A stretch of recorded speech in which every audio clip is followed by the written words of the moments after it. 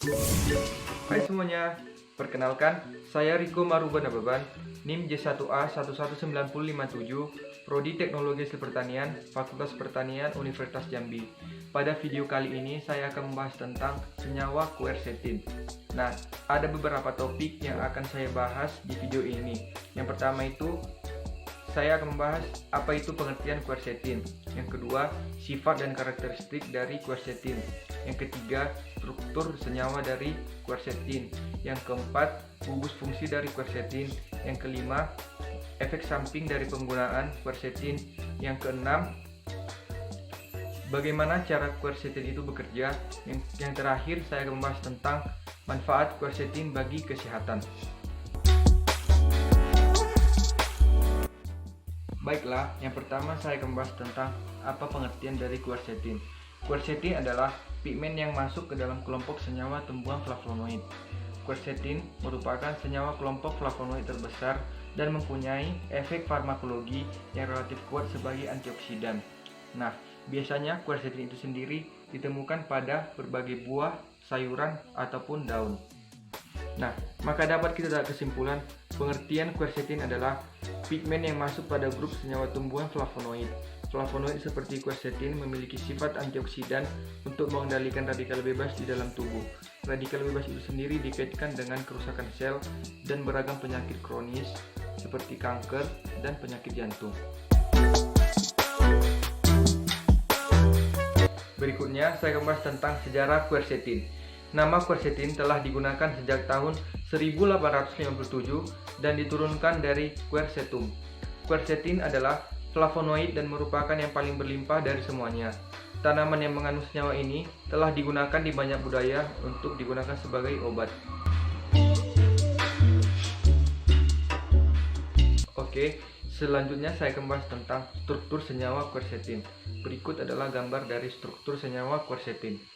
Ketika flavonol quercetin bereaksi dengan radikal bebas, quercetin mendonorkan protonnya dan menjadi senyawa radikal. Tapi elektron tidak berpasangan yang dihasilkan didelokasi oleh resonansi. Hal ini membuat senyawa quercetin radikal memiliki energi yang sangat rendah untuk menjadi radikal yang reaktif.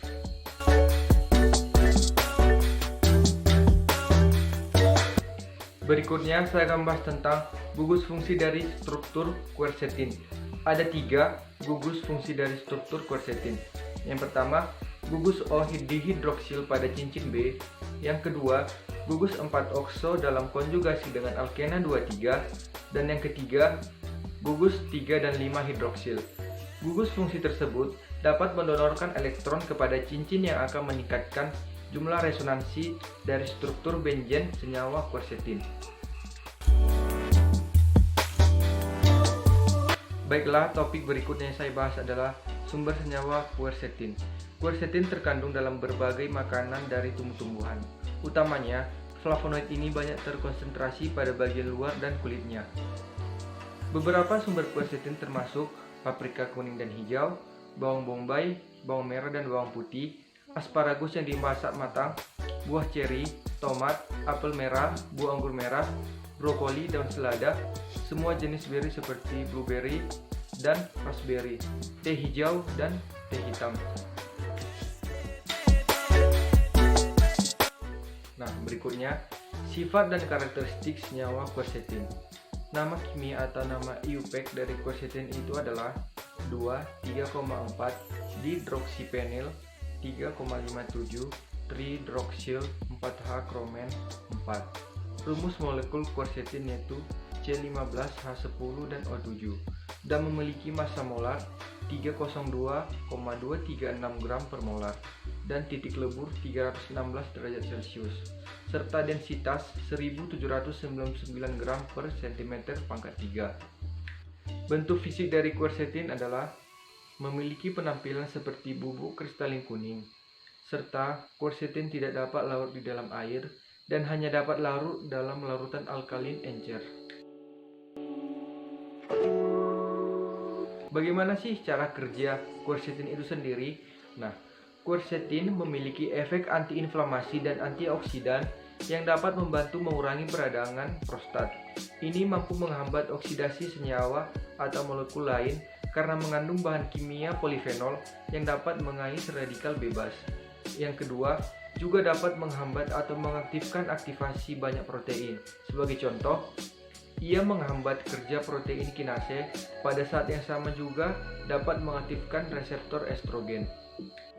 Beberapa hasil penelitian menunjukkan bahwa quercetin dapat mengurangi kerusakan lemak dengan oksidasi. Yang kedua, dapat memblokir pelepasan histamin, senyawa nitrogen yang mengendalikan aktivasi sel dan memengaruhi alergi. Yang ketiga, menetralkan ROS dan radikal bebas. Yang keempat, meningkatkan kadar glutathione. Glutathione mencegah kerusakan pada komponen seluler yang disebabkan oleh radikal bebas. Dan yang kelima, menghalangi jalur inflamasi dan zat.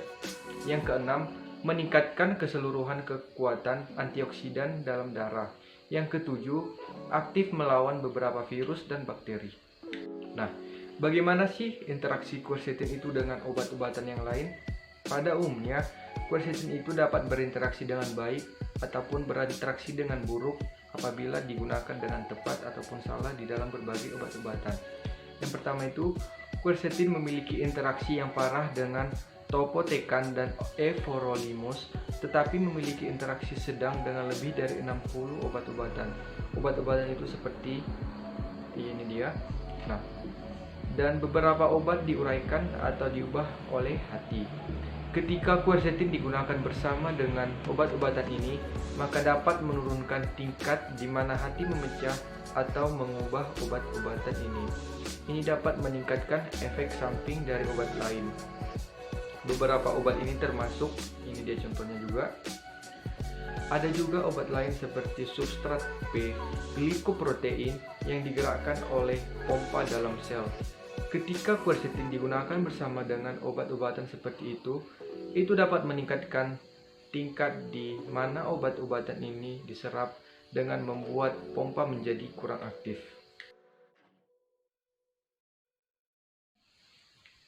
Nah, setelah tadi kita membahas tentang bagaimana sih cara kerja dari quercetin itu sendiri, serta bagaimana interaksinya dengan obat-obatan lain, berikut saya akan bahas tentang dosis dan efek samping dari quercetin. Diperkirakan bahwa senyawa ini dikonsumsi rata-rata oleh manusia 10-100 mg dalam sehari-hari dari makanan yang kita konsumsi. Untuk mengambil suplemen quercetin, maka dosis harian yang disarankan adalah 500 mg. Suplemen juga dapat mencakup vitamin C, bromelain, atau zat apapun yang membantu tubuh Anda menyerap quercetin secara efektif. Nah, dosis quercetin itu sendiri tergantung pada faktor-faktor termasuk riwayat medis, jenis kelamin, dan usia. Quercetin yang dikonsumsi dalam bentuk suplemen cenderung aman dikonsumsi. Namun, jika kita mengonsumsinya melebihi 1000 mg dalam satu hari, efek samping tertentu mungkin akan kita rasakan seperti rasa sakit kepala, rasa mual, sakit perut, dan perasaan geli. Berikutnya kita akan mengetahui apa saja sih manfaat dari quercetin itu. Nah, yang pertama itu, penggunaan quercetin mungkin memiliki berbagai efek positif dalam meningkatkan sistem kekebalan tubuh. Yang kedua yaitu, quercetin dapat mengurangi peradangan. Flavonoid termasuk quercetin adalah anti peradangan penting karena berfungsi sebagai antioksidan yang benar-benar melawan proses alami oksidasi yang terjadi seiring waktu dengan seiring bertambahnya usia. Nah, manfaat yang ketiga itu, quercetin dapat membantu meredakan gejala alergi. Quercetin adalah antihistamin alami dan antiinflamasi dan dapat membuatnya efektif untuk menurunkan efek alergi musiman dan makanan secara alami.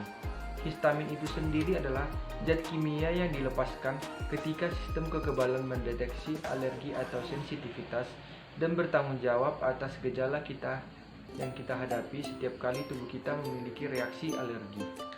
Nah, selain itu, quercetin memiliki sifat antioksidan untuk mengendalikan radikal bebas di dalam tubuh. Nah, manfaat yang berikutnya yang keempat yaitu quercetin dapat membantu mendukung kesehatan jantung.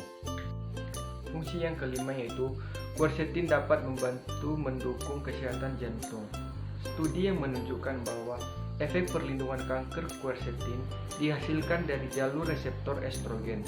Flavonoid dapat membantu menghentikan proses yang terlibat dalam mutasi sel, pertumbuhan tumor, dan gejala yang berhubungan dengan perawatan kanker yang khas seperti radiasi ataupun kemoterapi. Yang keenam yaitu quercetin dapat meningkatkan kesehatan metabolisme. Yang ketujuh, berpotensi juga untuk menurunkan resiko gangguan otak kronis. Dan yang kedelapan adalah quercetin dapat mengurangi tekanan darah. Oke, cukup sekian video pembahasan saya tentang senyawa quercetin. Semoga bermanfaat bagi kita semua. Terima kasih.